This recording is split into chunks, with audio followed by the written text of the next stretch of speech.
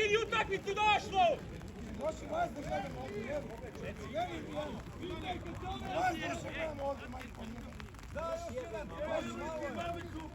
Pusti djeci, igraj futbol. Da, isteraj. Šefe, jel igramo ili ne? Ajmo, crveni! Bravo, došlo!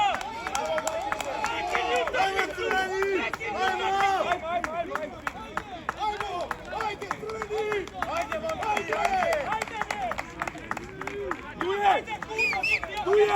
Tu je! Sista crvena! Naputi, jebe, sakto jedna! Nemoj pričati, ako dobio titul!